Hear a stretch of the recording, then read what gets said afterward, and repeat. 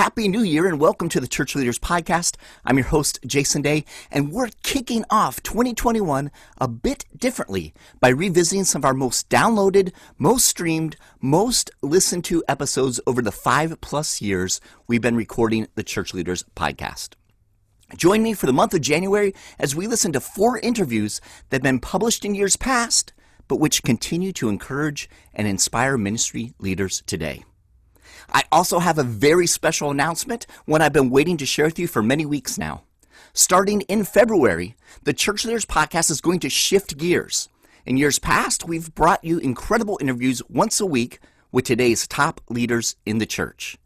In 2021, we're shifting to a seasonal podcast, with each season exploring a particular theme the Big C Church is currently grappling with. Our first season, which will start February 3rd, 2021, is going to discuss all the nuances associated with the pro-life movement. As you have doubtless picked up on, the church can be divided on this topic. Of course, we can all agree that abortion is an unholy act that we should work to eliminate. But what is the best way to go about eliminating it? Should we start from the top down with legislation? Is outlawing it the best practice? Or is addressing social issues like access to education and economic stability a better approach? How does the local crisis pregnancy center fit into all of this, and how can ministers like you help there? We'll talk to thought leaders in the evangelical church who grapple with the moral side of abortion as well as the political side, and we'll speak with ministers leading the way on the more practical front in crisis pregnancy centers and the like. You'll likely hear perspectives and information you haven't heard before. You might not agree with all of it, but at the end of the season, you'll definitely be more informed and perhaps even come away with some action steps you and your church can use to help solve the problem of abortion. I certainly hope you'll join me in February for this exciting new season. And now, on to this week's episode. Welcome to the Church Leaders Podcast, conversations with today's top ministry leaders to help you lead better every day. And now podcasting from scenic Colorado Springs, Colorado, here's your host, Jason Day. Today we're going to revisit an interview my predecessor, Andrew Hess, recorded with Pastor Stephen Furtick in March 2016. Stephen and his wife Holly started Elevation Church in Charlotte, North Carolina with 7 other families in 2006. Since then, Elevation has grown exponentially and is now one of the largest churches in the United States. Stephen is also the author of several books, including Unqualified, which Andrew and Stephen discuss in this episode. Andrew asked Stephen about a challenging time in a leader's life, and that's when you face criticism, either from inside or outside your ministry. He had some great answers and advice that has helped him as he's received criticism in his own ministry. And now, let's listen in. Well, Stephen Furtick, it is such a great honor to have you on the Church Leaders Podcast. Thanks for being with us today. Thanks. I'm happy to be a part. And you're the pastor there at Elevation. And tell us, for those of us who are listening who might not know as much about Elevation, tell us the quick story of how God started this work. Okay. Well, I was 16 years old when I gave my life to Christ, and pretty soon after that, started feeling stirred that I was going to be a pastor one day. I was actually reading a book by Jim Cymbala, who pastors the Brooklyn Tabernacle, a book called Fresh Wind, Fresh Fire. And that book fired me up. It was one sentence in particular. He said, "I despaired at the thought that my life might slip by without God showing himself mightily on our behalf."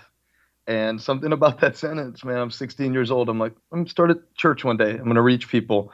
And of course, I go to college and everything like that. But right after I got married to my wife, Holly, I found myself surrounded by some good families. And so we, along with 7 other families, put up a map and started praying about where God would send us and moved to Charlotte, North Carolina, started forming a team and launched the church about 10 years ago and have seen God bless it, grow it. And it's been a faith journey, man, which we can talk about. We've experienced a little bit of everything, really, really high highs and some lows as well.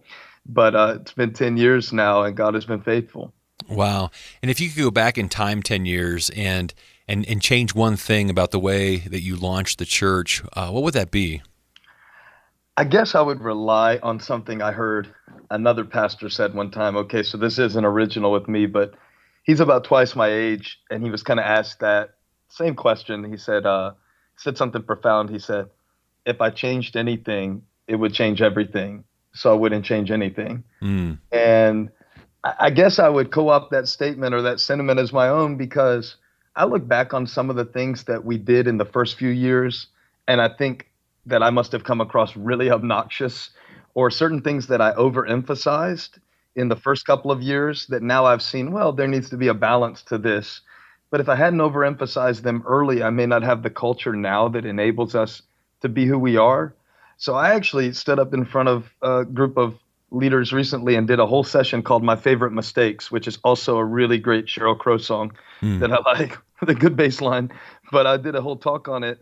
And it was kind of this idea of reframing the mistakes and saying that they make us who we are as much as the good things we did. So, hey, I mean, I might go back and tone down a few things, but I also think everything that we were doing was within the context of trying to figure it out from where we were, and we can see it more clearly now. But even those missteps, I think, were an important part of the process of arriving to where we are today, to be who we are. Hmm. And your church it's recognized as one of the fastest growing churches in America.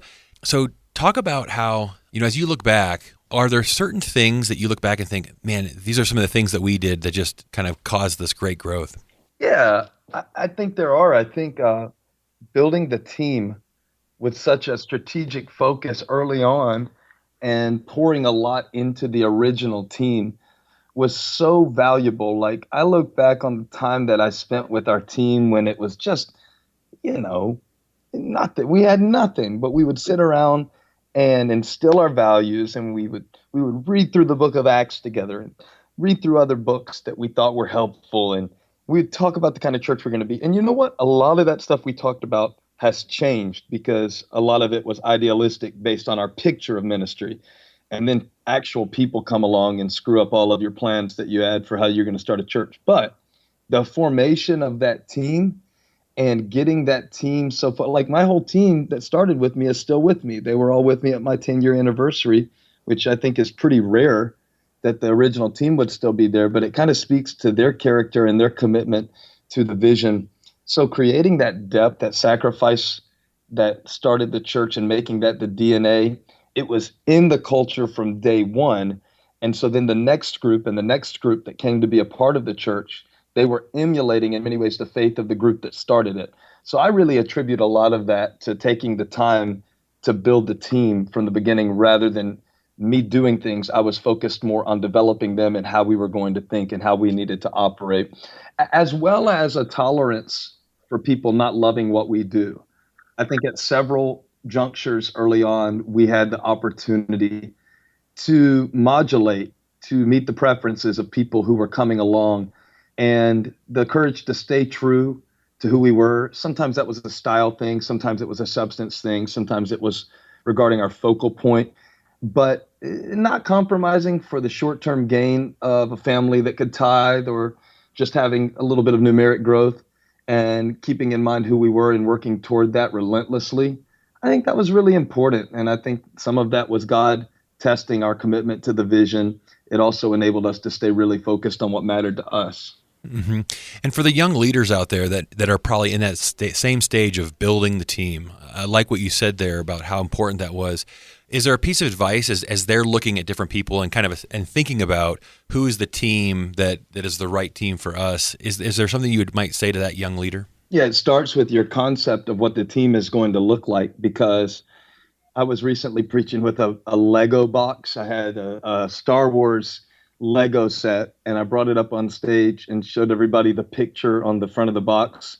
And then I took out the pieces and dumped them on the stage and talked about how the pieces don't look like the picture. I wanted the ship, but I got these pieces. And sometimes we're asking God as leaders, give me a team. I want a team. Well, God's going to give you the team in pieces, and he's going to put people in your life that have some skills, but maybe don't have the exposure or the experience. And I think sometimes we think that the team is like a Build-A-Bear store where we go in and get all the essential elements of what we want this team member to be and that team member to be. But even Jesus didn't choose his team pre-assembled. He went out and found them and trained them and put up with them and was patient with them.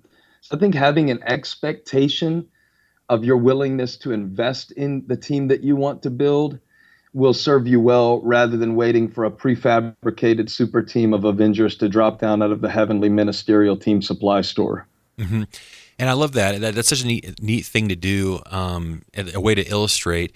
As you look at yourself, as you've grown as a preacher, are there things that have shifted in your own preaching? Like if you compared your preaching now to 5 years ago?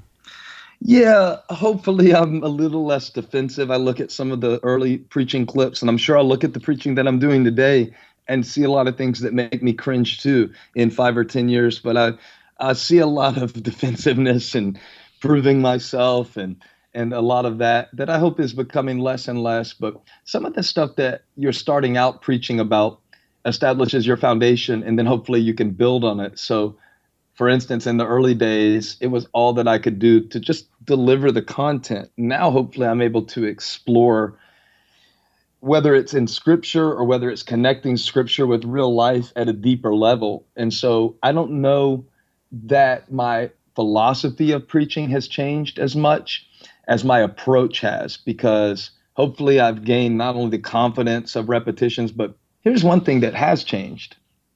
When I first started preaching, my first question in coming to the sermon was, how will this preach? In other words, is it funny? Is it entertaining? Will people cry? Does it rhyme? All these things. Will they clap? Can I get them up on their feet? It was more of a reaction-based approach. Not because I had evil intentions, just because I was learning how to do this thing week in and week out. But now it's not so much how will this preach? I'm asking myself, what kind of person will this preaching produce? And now I'm getting more into the idea of not just the reaction in the moment to the sermon, but the response. And I try to think toward that a lot more. And so hopefully my preaching reflects more of my understanding and concern with that process of how people's lives are really changed. Mm. And tell us about kind of your process, like when you're preparing a sermon, is there kind of a rhythm that you have? And I'd love to hear if there's any tools that you particularly love to use when you're preparing to preach. Well, you've got me on my favorite topic right now. I live for it. I'm not a CEO who happens to preach.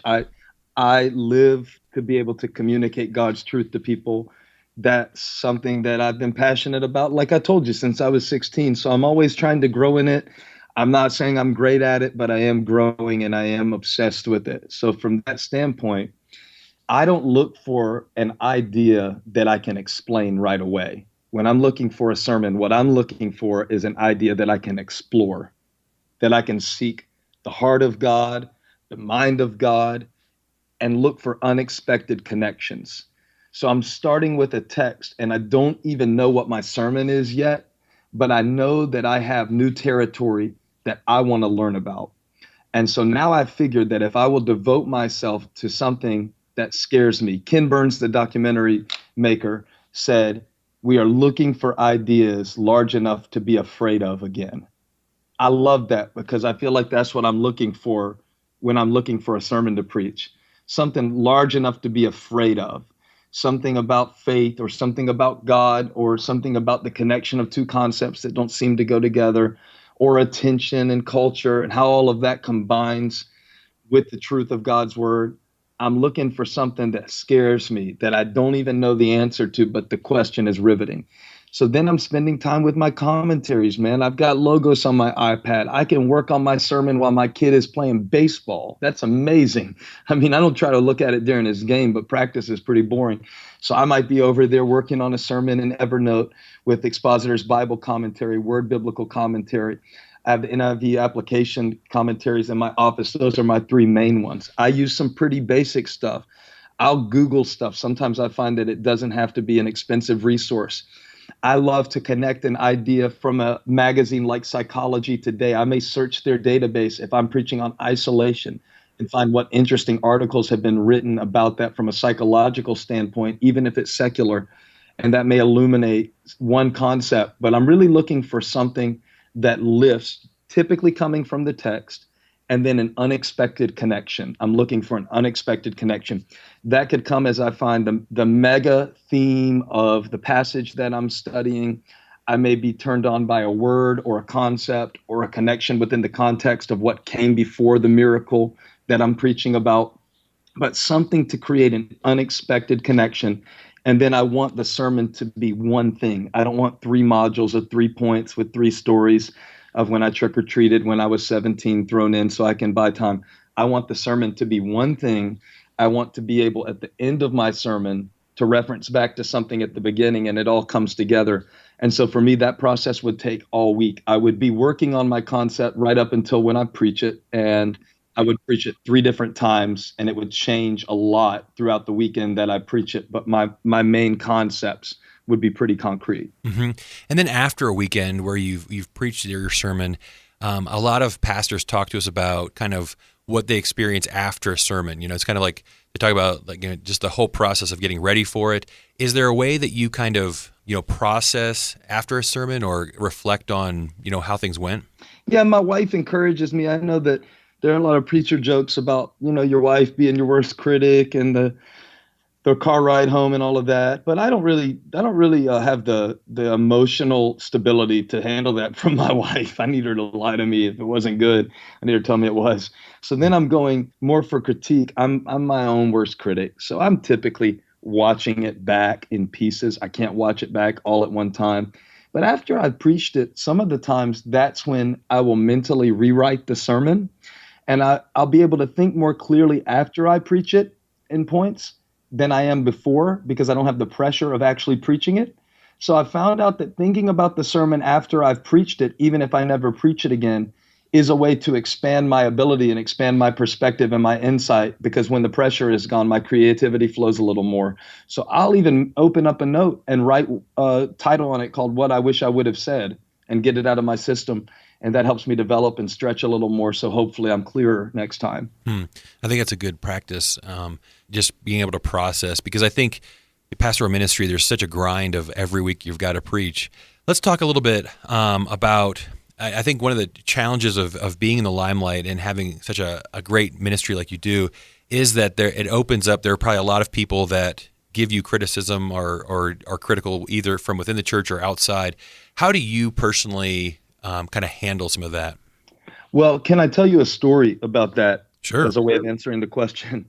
I was getting ready to go preach a couple of months ago, and I had a sermon on in the background on YouTube. And after that sermon finished, I saw a recommended for you thing pop up on YouTube, and it was a, algorithm. YouTube tells you what to watch next. So I put my faith in the hands of YouTube and clicked on the thing, and it was a theologian who was being interviewed, and they were asking him a question about church culture, and then they went into a lightning round where they asked him different topics and names and what he thought about them. And I knew who the guy was. In fact, I had been assigned one of his books in seminary. He's legendary, very brilliant guy. And I kind of walked away from the room where it was playing, and I was getting ready, and I heard them say my name. They asked him what he thought about me in the lightning round. And I came back in to see what he would say, and he dropped his head and sighed and exhaled, like the mention of my name was toxic to his system. So I'm bracing for what he's going to say about me. And he summed up my whole ministry and life with one word, and the word was unqualified. And he said it real definitively, unqualified. It's just like a gavel in a death penalty case, unqualified. But what I was surprised about in hearing him say it, because I rewound it a couple of times just to watch it over and over again, was that I wasn't mad, and I didn't even find myself arguing. Instead, I almost felt like he summarized the way that I've felt ever since I've been doing this thing, not only for the past 10 years, but how I felt about myself as I've intended to live for God and to lead others. I've always felt unqualified, and I discovered it puts me in pretty good company. We flatten so many of our biblical heroes and our models. But what Paul had to say about ministry when he was defending his credentials to the super apostles in 2 Corinthians revolved around his weakness. He said, I can list my pedigrees. I am this, I am that. I do have gifts, I do have accomplishments. But when I am weak, then I am strong. So what I did, instead of getting offended by the theologian's comments, I actually wrote a book with the title Unqualified. That's my new book, and it's about how God uses broken people to do big things. And for me, it's been a process of acceptance, because we can talk about critics, and some days they bother me more than others. But what we really have to talk about is my inner conflict, because the criticisms of others are only about as devastating as my internal insecurities allow them to be. Mm. When I know that God approves of me and I'm being faithful to his assignment on my life, I'm able to deal with that stuff. When I'm not in a good place, when something's a little off in my rhythm, even compliments don't register in my heart. Even encouragement doesn't register. So I'm learning that it's not those external voices, but it's really the relationship that I'm in with myself, my anointing, my assignment, and my God that determines how I process that and whether I go forward with it. The more I learn that, the more I can see, hey, put that on my business card, unqualified, put it right there in my Twitter bio. I'm unqualified. I make no apologies for who God made me to be. I have a lot to learn. I've made mistakes. I will continue to, but I'm also called. And so my confidence is in my calling, not my qualifications. And that's helped me so much, both to deal with what people might say on YouTube and what I say within myself, because that's where the real internal struggle is with me, is what I know about myself, not what somebody else thinks about me. Mm. That's such a powerful answer. And I really do think there's a lot of people in our audience that are going to be really helped by that. And just how do we process some of these things and to recognize, I think you responded so humbly to that. Because even as I hear that story, I want to kind of defend you a little bit, like, oh man, how could he say that? But thanks, man. but yeah, the way you just processed it, it's like, yeah, that spoke to me. Let's change gears a little bit and talk about your leadership habits. What would you say is the most important meeting you have in a given week? Well, I just had this flash of wanting to be really spiritual and say my daily meeting with Jesus. I'm not going to say that. My biggest meetings shift because I operate the church from two sides, creative and strategic. I'm better at the creative stuff. My mind tends to think that way. The strategic stuff sometimes is not only laborious to me, but can often feel a little bit outside of my strength zone. But they're both so important. Once a month, I get up in front of the whole staff, about once a month. It can go a little longer than once a month. In the earlier days, it was every week. But all of those serve a different function. And I found out that when I'm concentrating too much on one of those and not allowing the other ones to have their time, if I'm not meeting with our campus pastors who oversee our different campuses and my focus is on the creative aspects of the church, then there's going to be a leadership gap. And so there's really not one most important every week meeting, as much as there is almost an algorithm and a balance and a rhythm that we have to maintain so that my attention is not only being focused in the places of my preference, but in the places of my priority, which don't always line up. Mm-hmm. Tell us about, like, as you're trying to develop staff culture, what is the kind of the staff culture you're working to develop, and how do you determine if somebody would be a fit in that culture? Yeah, it's trial and error. I've had a lot of my team stay with me for almost the entirety of the church, and I've had a lot of people come and go as well, so it's certainly not a science. It's an art. But we've done a couple of things that I think are worth mentioning within staff culture. Number one, just trying to make this a place where you would love to raise a family. I have a goal for our staff kids to grow up wanting to take their parents' job, because what could be better than to be on Elevation Church staff? So I would throw 2 parties a year for staff kids. And honestly, we've been doing stuff like this on a smaller scale since we were very small. Now it's bigger, but it was the same principle when we were little. I would give birthday presents to every staff kid in our church every year. That is systematized. It's important to me. We would give quarterly date night gift cards to our staff, several events throughout the year that our staff looks forward to, traditions that we built in, fitness challenges that we do together, scripture memorization challenges that we do together. I made a list the other day of what we've tried to do to make our staff culture a place where you can grow and thrive. And after I made the list, I thought, man, I need to cut back on some of this. It's gotten way out of hand. But then I stepped back from it and said, if the people who do this, if the people who are making it happen and sacrificing for it are well fed, if we feed the troops, they'll be able to win the battles. And I really place a premium on the fact that the people who are closest to the action love it the most. So that's in my values and what we teach. We have a kind of mandated set of values that guide the way we do things called our code that we've developed and tweaked over the years that aren't so much based around our theology, but just our practice. And we really try to not only drive that into the staff with teaching it, but living it and enforcing it through the way we do things. And so we try to have a lot of handles. But one thing worth mentioning for every leader is when my team knows I'm fresh and I'm coming to them with fresh direction that God has given me, fresh ideas, fresh excitement, fresh enthusiasm, that trickles down. And so I'm always trying to find fresh ways to restate the same values and trying to come at it in different ways. And that's really helped our team, I think, stay on their toes through the years and stay excited about moving forward. Mm-hmm. What are some of the biggest dreams that you and your team are praying for the future of Elevation Church? Yeah, that's a cool question. It's changed a lot because now when we dream the dream, we also see the responsibility that comes with it.